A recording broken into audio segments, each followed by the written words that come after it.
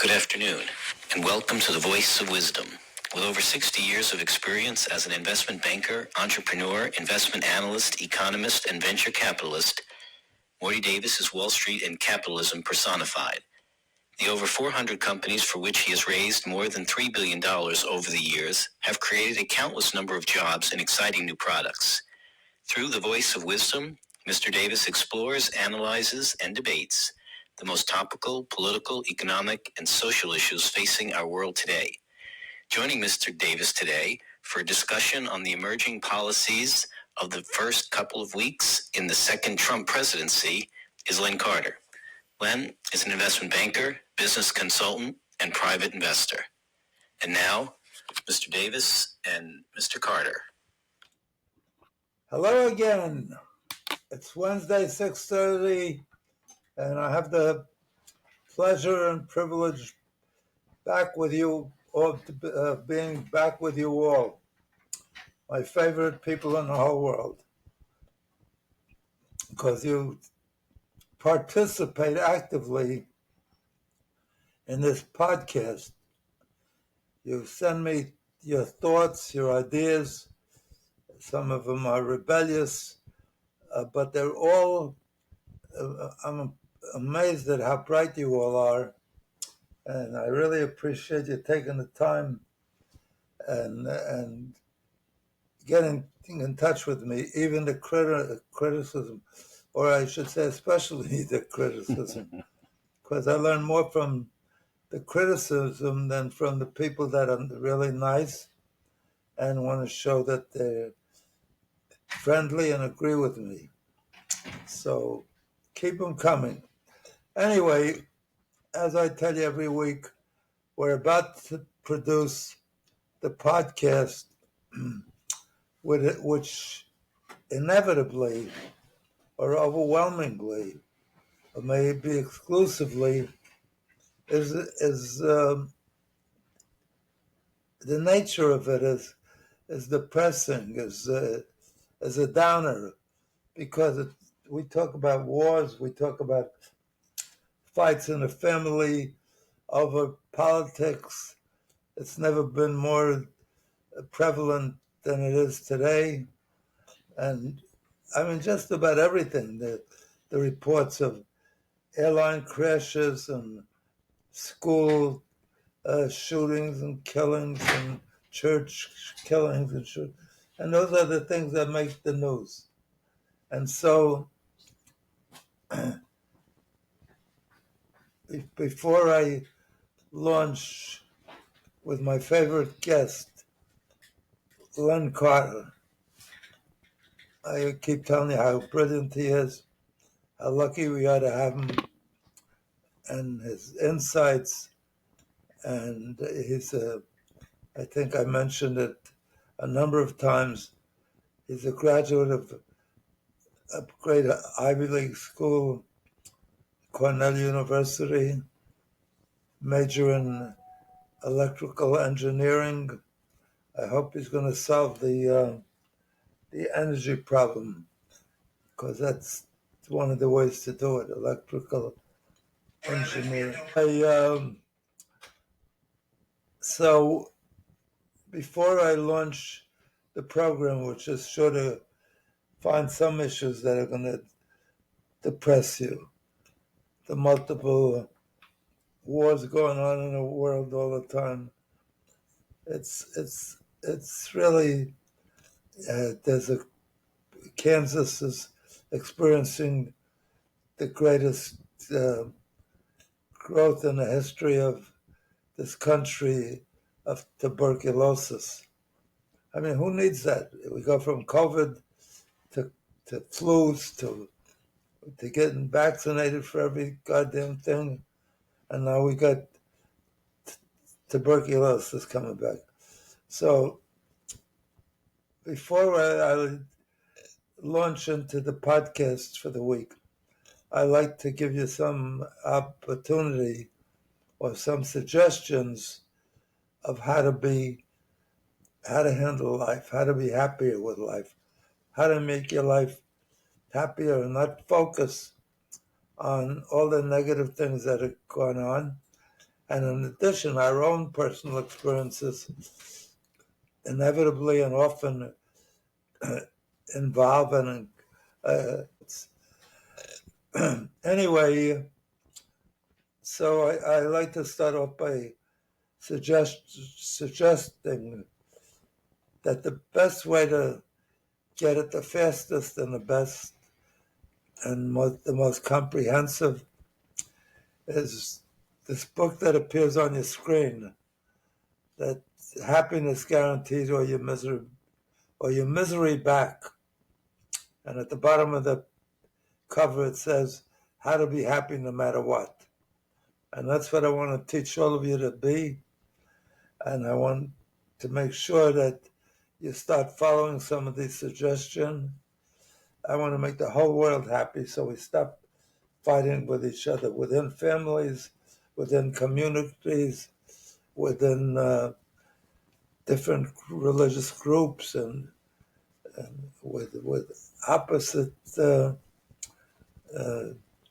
sexes or opposite with different beliefs. I mean, so that's not what happiness is about, and not looking back at the things that you faced in life that were failures or major letdowns. Focus on the good things. I keep telling you every week, don't fester. Don't let your mind spend time going back to and it does. I don't know why it's the nature of man or mankind, women of course too, that we spend time going back in our minds to incidents that hurt us, that failures that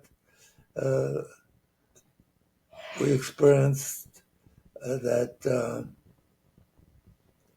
difficulties that we had a hard time overcoming, losses. Don't spend any time doing that, because that's only going to ensure your misery, not add to your misery, ensure your misery. So I keep telling you every week, the minute my mind wanders to something that I sense depresses me or gets me down,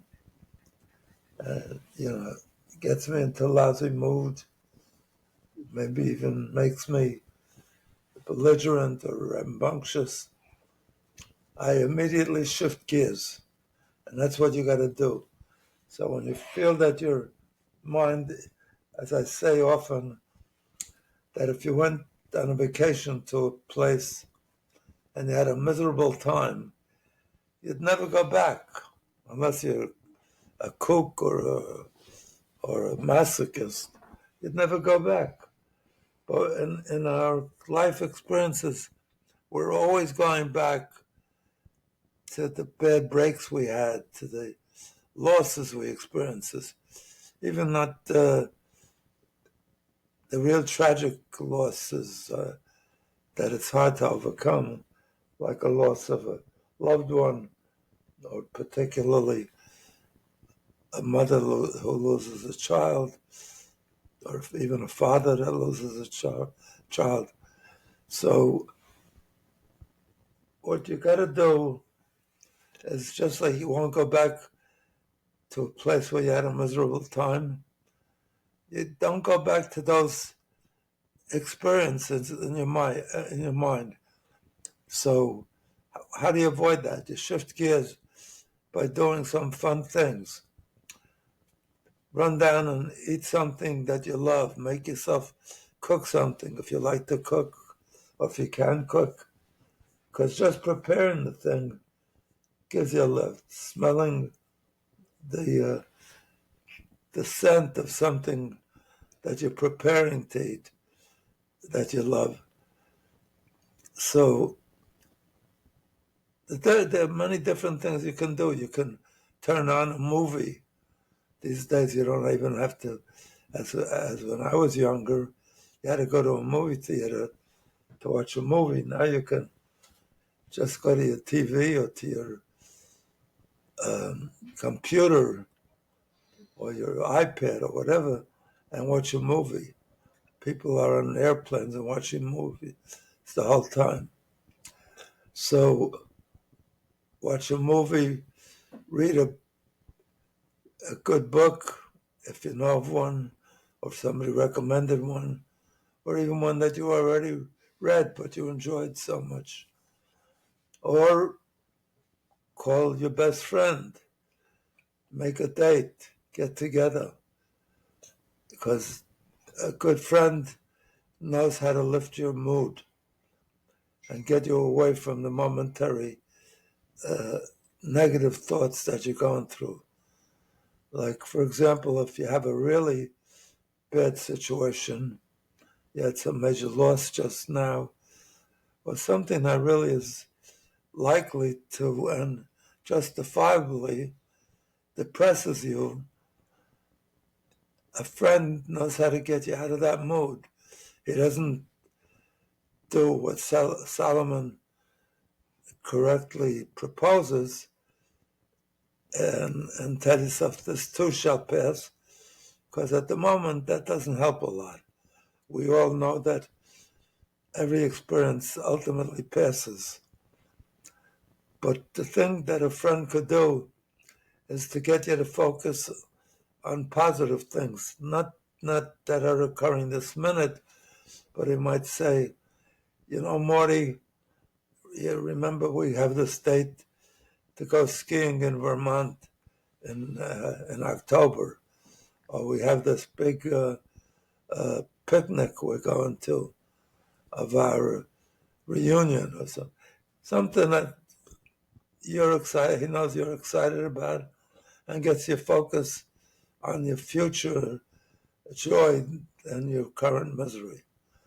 As I tell you often and always, for me, what works and hasn't stopped working is the minute I get into that kind of mood, I run down to my freezer in the kitchen, take out a quart of Haagen-Dazs chocolate ice cream, take a bunch of chopped nuts, chocolate syrup, a ton of whipped cream, and even a maraschino cherry on top.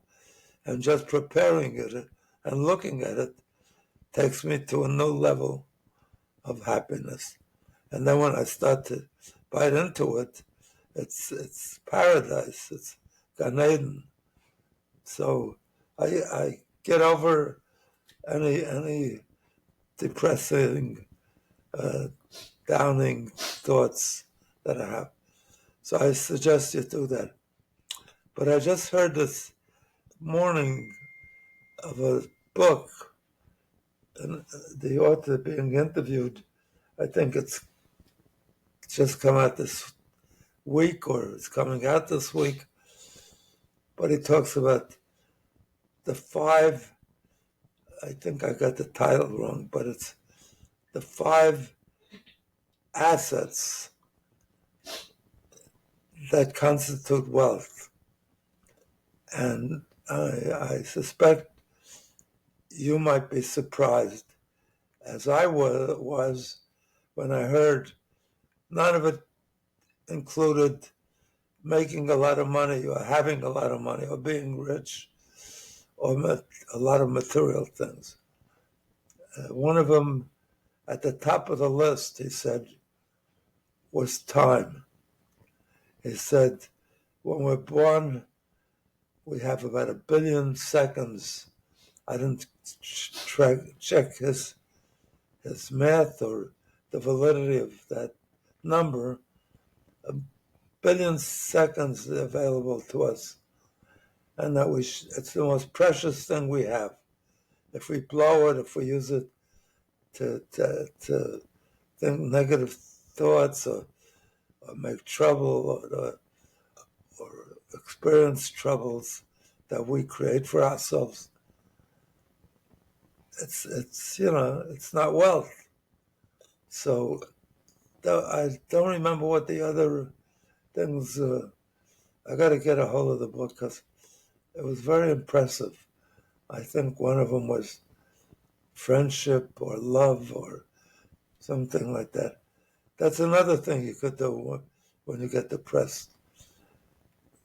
Run down to the bedroom or run up to the bedroom and make love to your favorite soulmate, and that should overcome uh, any uh, downer. Except as you learn a few weeks later that now she's pregnant, and you're gonna have one more troublemaking kid. So anyway, enough of that. I want to launch into our depression, our news of the week, our podcast. Then he went on to get a master's in electrical engineering at another outstandingly, especially great school, Stanford University in California. And then finally, he went to the same business school, graduate business school, Harvard Business School, as I did, and was at the top of his class at that university. From there, he went on to become a consultant for the major consulting firm in the world, McKinsey and Company, and then on to the number one investment bank before he joined me at my company, Blair and Company. So it's just fabulous having him on board again because he's stimulating, he's challenging, and for me, he's aggravating because he manages to disagree with me a lot. But that's what makes a good program, I guess. So one of these days, he's going to punch me in the nose or something, and it'll be an even better program. So you want to punch me in the nose before we start? Len, let's find something to fight over. So maybe the first topic here. We saw over the last week a air disaster tragedy in Washington, a Black Hawk helicopter crash into a commercial jet, killing 80 something, 70, 80 people. 3 people or so in the Black Hawk helicopter.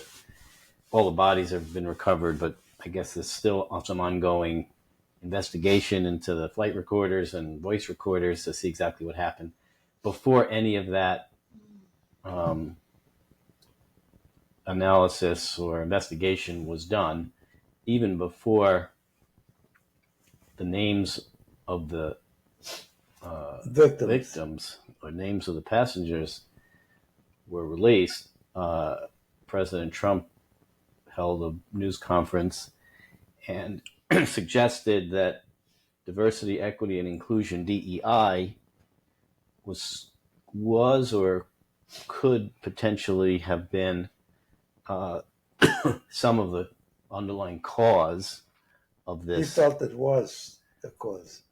That diversity, in other words, like affirmative action, where they've taken students that are less qualified and people that are excellent candidates to do well are rejected because they don't have enough room to take them in.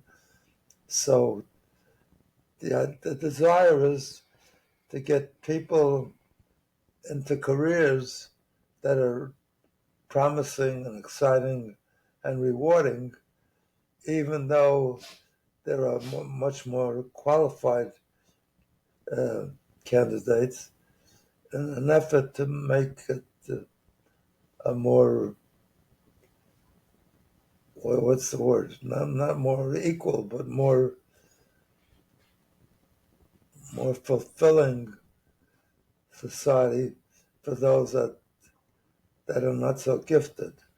But in the process, if you do that, you're often sacrificing, the excellent talent that you need just to accommodate uh,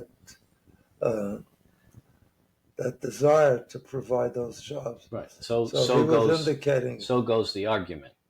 Yeah. The question is that the case here? Well, we don't know if that's the case, but it could be the case if that was what was done.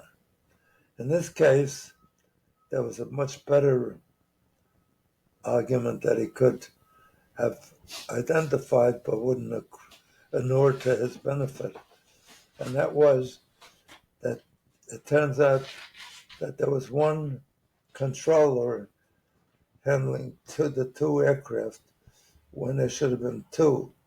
And that's because the desire to cut the size of, we spend so much money on wars, on defense, on everything to keep our people safe. And here, we don't have the money to provide two people. I mean, it wasn't against regulation. I think it's just a bad regulation. They are allowed to have just one person. They shouldn't, but that's a bad It wasn't like they weren't breaking the law. Right. It's just a bad law. Now, we don't know about the height of the helicopter being greater than 200 feet. That probably was, a breach of protocol because helicopters are not supposed to fly higher than 200, and the crash occurred at like 400 feet. So why the Black Hawk was there? Was that pilot error, mechanical error, controller error? It could very well be that the lack of a second controller, because we don't have enough budget. Right. I think to skimp at the controllers, it's a miracle how great it is our ability to fly millions of miles, and we circumvent the Earth 1,000 times during a year. We do so much flying and have so few. This was the first American accident for a commercial flight. When every minute, I live near Kennedy Airport, every minute there's planes landing and taking off simultaneously and look like they should be hitting each other. It's a miracle. So spend whatever we have to protect, supposedly they argue the major role of a government is to protect, to keep their citizens really safe. You'd never know it by the way we allow guns to proliferate, easily be acquired and proliferate and create more than one mass slaughter. What do they call it? Mass shooting? Yeah, but the assault, more than one every single day.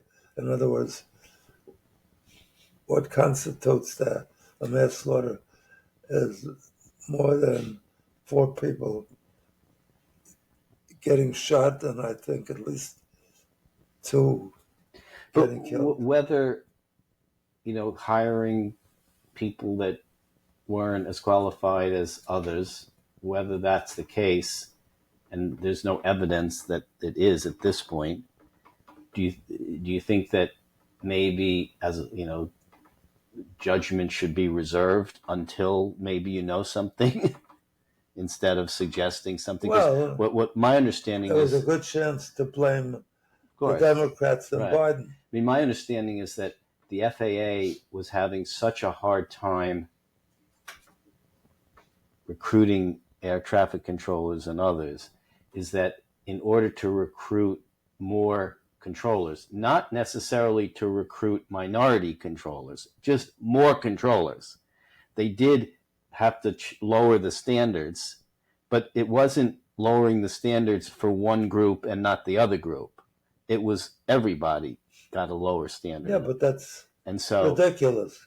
Because if they increase the salary significantly, there's different ways, right? They- So they that's would not have the that. way to solve the problem. And we have such a big Right. budget. It's like with teachers, right? Instead of lowering the standards, like in New Jersey, I heard recently they want to lower eliminate the requirement for teachers to take and pass a competency exam, not to recruit more minority teachers, but just to recruit more teachers because they don't have enough teachers. Now, do you lower the standards or do you raise the incentives?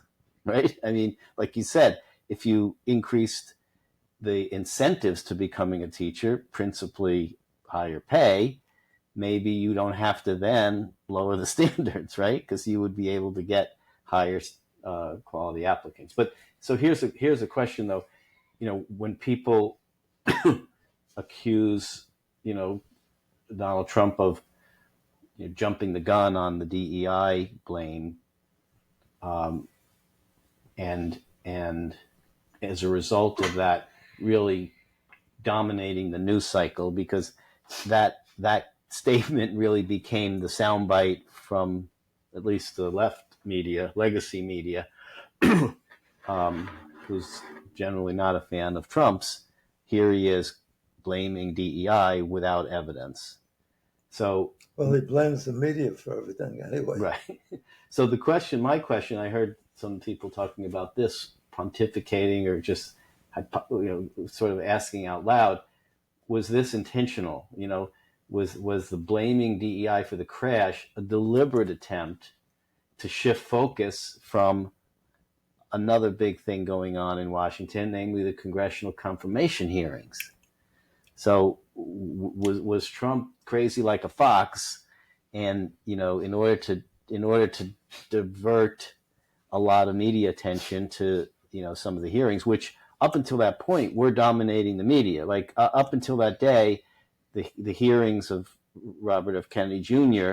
and his being grilled by all the senators was a dominant news story. And then the crash and Trump's rather outlandish statement all of a sudden redirects the media attention to this. Like they like to say, he likes to create a shiny object like a magician, right? Look over here at my shiny object. Don't look over there. It's definitely. And so, maybe that was intentional. I don't know. But anyway, it worked, right? Because the attention shifted away from the controversial cabinet picks onto something different. And so as a result, you see, a smoother approval process in the Senate, for those. He also was asked by one of the journalists whether he was going to visit that site in Washington, Reagan Airport. Well, he said, "What am I going to swim there?" Yeah, he says, for what? Yeah. Most of that right. Stuff you might want to show a little bit of most compassion. of that stuff is symbolic. Right. That's right. If you go to a school where everybody was killed, yeah, you're not changing anything. What am I going to sit in a classroom? Right. I mean, well, it was even better because they said, "Are you going to visit the crash site?" He says, "Well, am I going to swim there?" Right. And that makes sense. Well, right. He can't bring back any of the dead people, and he can't even meet all of the families of the. Right. Sometimes it's just easy, that was an easy one. Policy disputes are more difficult, but just doing something kind of nice is not. He never has a problem. He's always got an answer. I'm impressed, when you this week I watch him.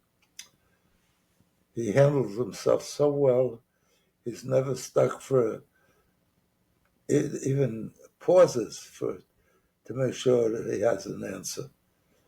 It rolls off. I mean, it's something that for sure Biden at his age couldn't do, and few of these politicians could do, even much younger than him. So that's impressive. even if you disagree with everything he says, is a genius. And Clinton was pretty smooth.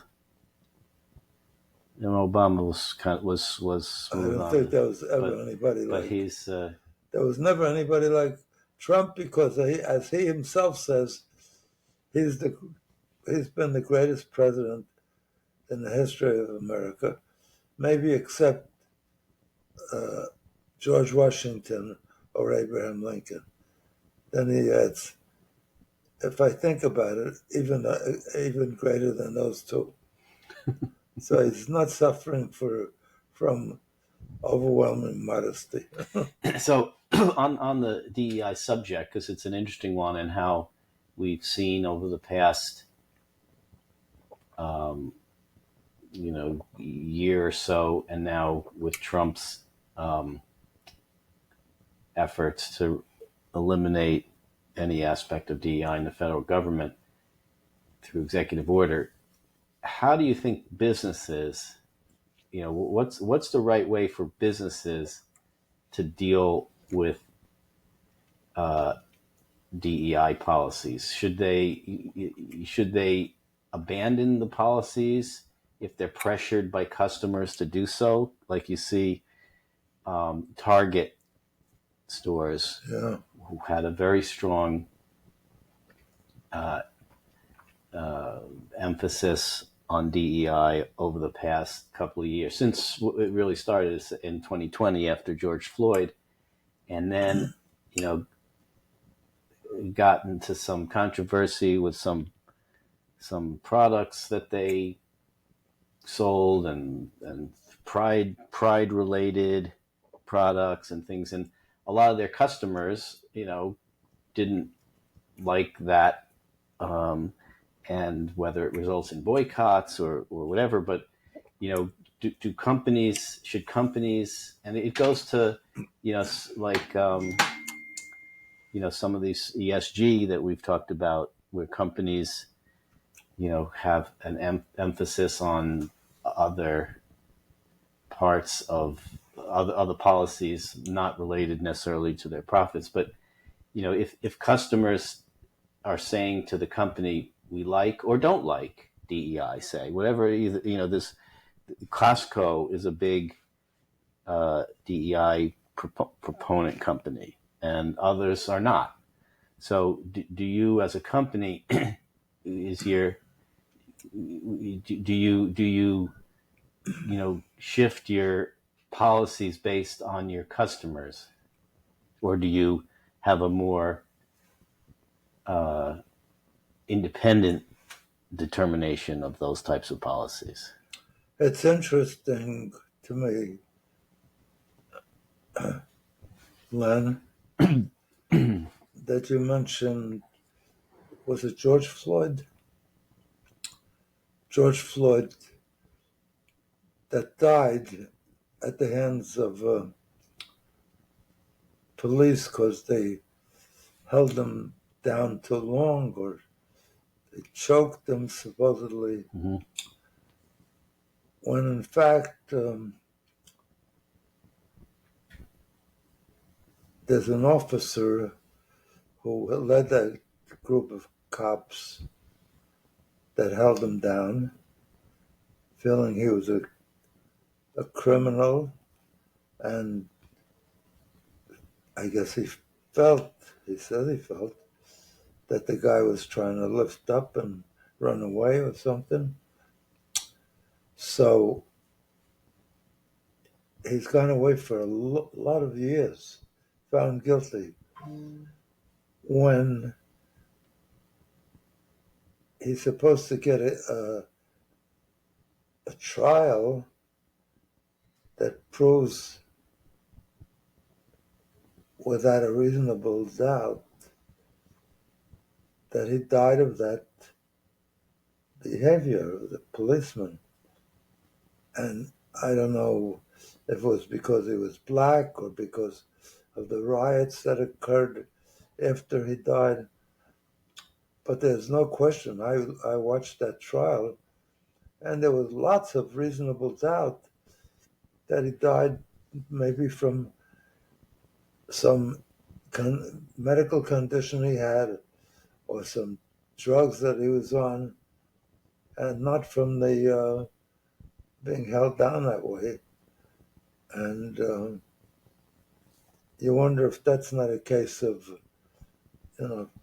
sort of bias in the opposite direction, where you punish somebody to make it more easy, diversity. So if they're putting blacks in or other minorities or other undeserved that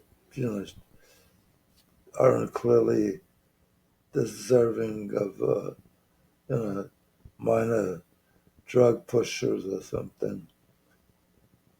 So this is a way to take a white policeman and make him an example.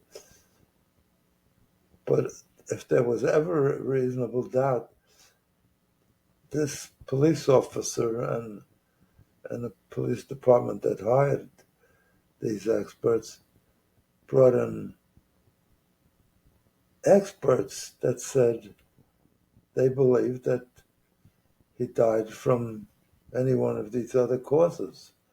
So that's certainly reasonable doubt. Well, I mean, the prosecution and the defense both vetted the jury, right? The one side doesn't pick the jury. They both are involved in jury selection. They both can, have a certain right to reject certain jurors. I mean, Right. Sometimes that happens. Sometimes You're the right. opposite happens. Look at the OJ hearing, right? I mean, is there any doubt OJ did kill his wife?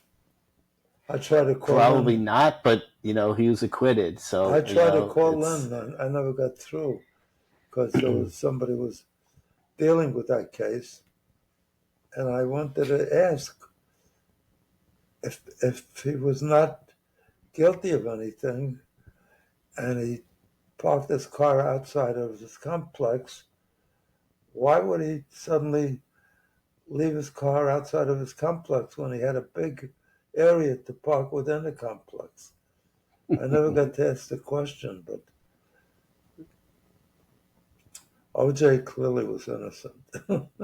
So it's a question. So where should corporations sway or act based on influences or pressures from customers? I mean, at some level, the customers are deciding. They're the ones buying the products. So if they don't want to buy the products and they want to buy a certain type of different product, then if you expect to stay in business, then you should offer the products that your customers want. On the other hand, there is a element. I don't know what percentage of the population makes their decision based on the company's diversity. What's the other? Well, I remember what happened with What's Budweiser. Equity and inclusion. I remember what happened with Budweiser when they, a year or two ago, when they used that transgender influencer campaign. People went berserk and they boycott the product. I mean, does that mean Budweiser beer tastes worse because it's promoted? It's probably come fully back, hasn't it? I don't know. I mean, it may not have. No. But, does Budweiser beer taste worse because it's being promoted by a transgender influencer? No. But yet people make a statement. A lot. Enough that it really hurt the business. Small segment. In this case, it wasn't a small segment. It was a big... for some small segment of the population, of the purchasing public, it is an issue. But I don't think it comes close to a sale as a motivation. In other words, if the company has a bad DE practice, but they have a good sale going on, people ignore the DE. Yeah, So it sounds, DE sounds good. 10% off. You Yeah, overlook the D. right.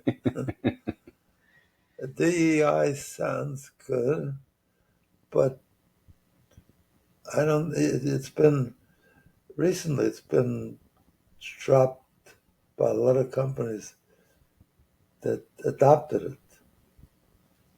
So For those reasons. I mean, because their customer base doesn't like it and well, it not only hurts that, business. not So, I only mean, most of the time not businesses only do the things what's good for not only business. the customer base, they find out if they try to diversify their employees, their staff, that they're picking up less quality Yeah, I people. mean, I think here's my view is there's a difference between encouraging diversity and changing standards to make it happen. So, for example, when the accusation against Biden administration with the FAA, when Trump says their website, he claims the FAA's website said, we want people with disabilities to apply. We want people with, other handicaps to apply for air traffic controllers. And he, that's been interpreted as lowering the standards. I don't think a push to have different people apply, like if the FAA wants to say we encourage people with a handicap to apply, I don't see anything wrong with that. If they're going to change the standards so that different people get different, criteria for hiring, that's where I would have a problem. But just the encouragement of diversity, I don't have a problem with that. You know, but if you're going to change You would have a standards, problem if you found out one of them had a lower that's what I'm just saying. quality. That's what I just said. If the standards are lowered, then I have a problem. But it's like encouraging women to join the military. Even Hegseth says that's fine if the woman can meet the same requirements as the male. So if the requirements to be a Navy SEAL involve being able to swim 20 miles without taking a breath, then whoever can do that, I say great, that's a Navy SEAL. Now, I'm not going to change the criteria for a woman versus a man, but I could certainly encourage women who can hold their breath for 20 miles to be a Navy SEAL. I don't see anything. There's some reality. When I graduated Harvard Business School, I decided that I'm only going to hire Harvard Business School graduates, saying just to get in, they have a very tough selection process. So you got to be superior in a lot of ways. And then to graduate, even after you get in and survive it, and to come out, in the middle or the top of your class, I know that they've done the work for me. And then once I got involved, the first 2-3 guys I hired that turned out to be really good were Harvard Business School guys. And then suddenly, I had a manager that decided to hire, a lot of, tough guys from Brooklyn that weren't they were good salesmen in many cases. They just were not the same quality investment bankers or anything. So once you say you have to hire, just like affirmative action, it's a wonderful thing that you're trying to upgrade, the opportunities for blacks, the lifestyle, the family survival, But, you can't push something. Look, I can't get over the fact that the Asians come here, don't speak a word of English, and within a few years, they're the top of their class because their families stress the importance of learning and spend time with their kids, doing their homework, making sure they do their homework, read to them at an early age, and they quickly reach the top of their class. And the people that came here as slaves, sure, they started off in terrible condition and so forth, but they're freed of their slavery more than 200 years or 200 years, 1860 or something, not quite 200 years. And so many of them are just don't read, don't write, So you can't force something that's not achievable.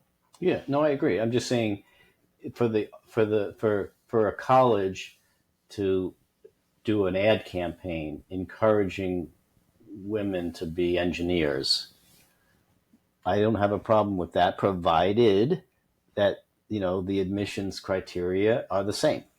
That's all. Anyway, so let's talk about this. Trump, as part of his anti-DEI initiative, ordered federal agencies to ban celebrations related to things like Martin Luther King Day, Women's History Month, Black History Month, Holocaust Remembrance Day, and other observances to comply with that executive order. What do you think of that? Well, I think that does indicate that we have as a people, as a country, an attitude of America first and white first and so forth. So with all the efforts made by politicians, Democrats, or even Republicans, we haven't changed that, So we can try. Look, a lot of these companies adopted DEI, and now they're dropping it every time more and more. I mean, I'm not sure what the problem with having a federal agency somehow celebrate Martin Luther King Day or Holocaust Remembrance Day. I mean, unless it's consuming the agency's resources to a detrimental amount or something. I mean, it's not. There's a clear bias. I don't know if that's such a bad thing. There's a clear bias. Although somebody could argue there's a strong bias because they created Martin Luther King's Day, but at the time they didn't want to give any more holidays off. So they canceled Lincoln's birthday and Washington's birthday as a holiday. Now it's called President's Day. Was that a good thing or a bad thing? Some people say, why, maybe it should have, Martin Luther King's Day should have been an additional day, but, so anytime you do something. Well, I don't think they're saying here they're trying to make more holidays, they're just banning celebrations. Again, I'm not sure a recognition of Holocaust Remembrance Day in a federal agency, I'm not sure is such a bad thing, but or even, Black History Month if it's in recognition of people who've contributed to the greatness of America. So Holocaust. I know. So the Holocaust is a terrible thing because they did a survey now, and 46% of the world is anti-Semitic. That's unbelievable, since probably 80% of the world has never even met a Jew. Right. But they don't realize that all the books they're reading or all the drugs they're taking were developed by Jews or so many of the hosts on. Right. So by just canceling any recognition of that, is that how does that further, the greatness of America? I don't know. I'm not so sure. I don't know. I don't know. It furthers the greatness of America. Executive order would think it does. Look, here's the greatest American economist who won a Nobel Prize, and he was looked up to from out of the University of Chicago, Milton Friedman. Mm-hmm. And he said, and here's a Jewish guy with hopefully Jewish values that says you got to care about your fellow man and you're a worker and and he made a statement that really puts capitalism in the field of greed, total greed. It was designed, and its brilliant was that it's a philosophy that incentivizes people to produce on behalf of other people, because at the same time they gain something that they want, some payments, some money, and yet he said famously, the only role of the corporation is to maximize profits, not anything about the need to take care of your precious, valued employees that are making it happen for you, or your local community, or your local hospitals, or the good things that you now are making so much money that you could make your environment better, and so it's turned capitalism into greed and selfishness. We only have about 5 minutes left, so when you're having fun, yeah. So there's one thing that has been very big in the last week that we didn't talk about. Let's touch on a little bit. We've spoken about tariffs in the past, but let's specifically, how would you react to Trump supporters who say, look, it worked. The threat of tariffs got Colombia to back down. The threat of tariffs, look what happened with Mexico and Canada. More effort to protect the border and stop drug traffic. So, I mean, in this case, it was a threat and never having yet been actually having to, blink. But and we don't know what would have happened if it actually started a trade war with Canada and Mexico and they retaliated back, and then we upped the ante and they upped the ante. The threat worked. At least it would seem so. So is the use of tariffs a good way to leverage what you want to happen on, say, a foreign policy basis? Do you use tariffs to even do other things, like get a country to sell certain products, or take a position, vote a certain way in on a certain issue, or do you just use it as a pressure point to get someone to do, someone meaning in this case a country, what you want? I don't believe that. It may have a short-term impact in terms of getting a country to roll over and agree to some issue, but as a policy, history shows that it's a disaster. But how do you separate the policy from the threat of the policy? Meaning, the threat seemed to work, right? Because and if you look at these few examples, it seemed to have worked. So how do you deny that the threat of the policy worked when it seems to have worked? Now, again, we don't know what would have happened if, the bluff's called. And so far, Trump's been lucky that they didn't call the bluff and say, okay, well, we're going to tariff your stuff. And then he raises tariffs, they raise tariffs, and then it's just a mess. Look, sometimes in the short run, terrible policy can serve some short-term objective. But when you think about it, what was I just thinking?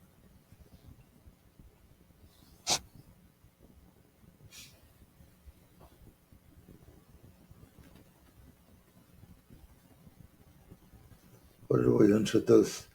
Short-term that But you that think, has an impact, and then, I mean, history shows that as a policy, it's counterproductive to the country that introduces it. So it's not like, oh, that's what I was going to say. Trump proves that some policies, like fear, one of the things that helped get him elected was introducing fear. Mhm. The first time, that America's being stolen from the people, from its original citizens, and it's continually being invaded and diluted by lesser, well-desirable people. He puts it criminals and rapists and murderers, which is nonsense. I mean, immigrants produce a lot of good things for this country. You'll see if he introduces it, a lot of farm products won't get picked, won't get, what do you call it, when you pick the farm products, when you harvest it, a lot of buildings wouldn't get built, a lot of low-level workers at hospitals or housekeepers wouldn't be available to Americans. Slaughterhouses can't employ, because Americans don't want to do those jobs, particularly at the amount of money they want to pay. So it's great to talk it up, and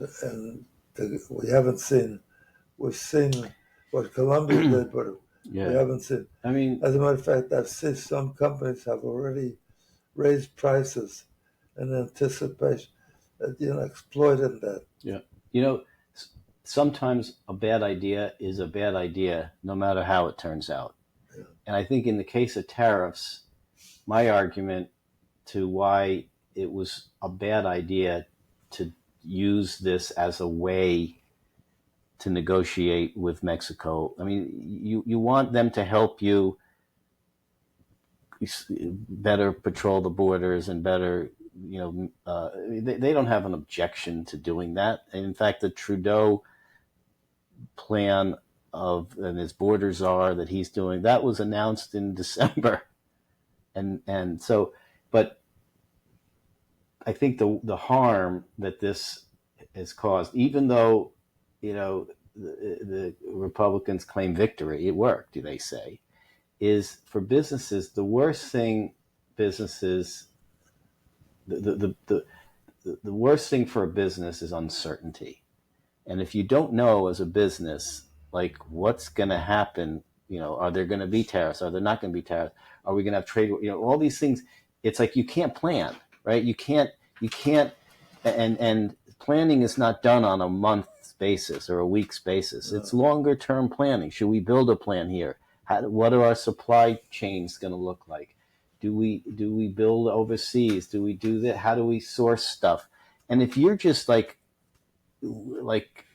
uncertain, just uncertain, because it's like you say, businesses, even when interest rates were 21%, borrowed money, right? Because it's not the fact that they were high, it's the fact that there's a need for it. But if you are just uncertain of what's going to be, that has got to, hurt business in general, because they can't grow with confidence, and they're just gonna be scared to do stuff because they don't know if there's going to be something crazy happen. Also, when your economy is well, why take the chance of messing it up by introducing externals that are just theories? It's ridiculous. We have full employment with the deficit, with a trade deficit. We have the strongest economy in the world. Why do you want to disrupt that? You don't know the implications. So just to scare people and say we got to do it because there's a deficit. I told you that years ago we used to get crazy on Wall Street when we got a report of the trade deficit from Japan, from whatever, and the market would go down.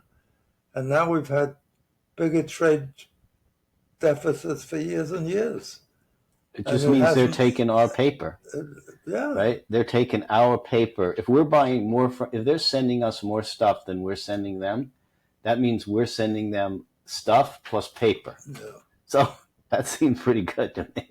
Anyway. It's very hard to understand money anyway. Here's a thing that's been created. Crypto, there's nothing behind it.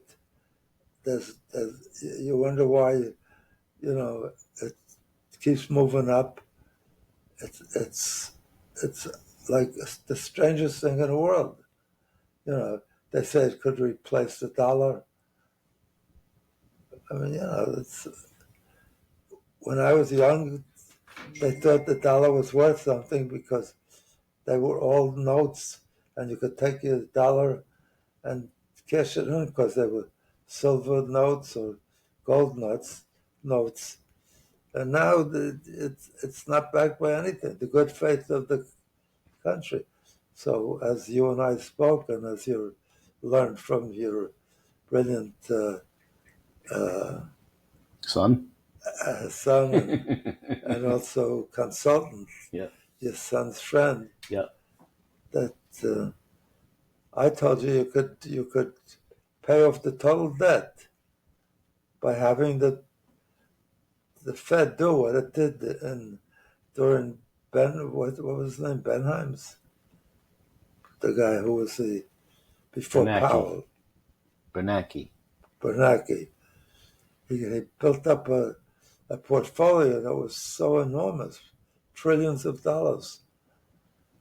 So this thing about we're bankrupt, we're going bankrupt, and we got to cut I mean, they don't even understand what they're talking about, because we can't go bankrupt. We could dilute the value of the currency. Yes. But look, they diluted the value by printing crypto. They issue a lot of crypto. Although they say with some crypto, I don't know if all of it falls in this category, but Bitcoin does. There's a finite number of Bitcoins. So what? So you can't keep printing Bitcoins like you can print dollars. So you can't dilute.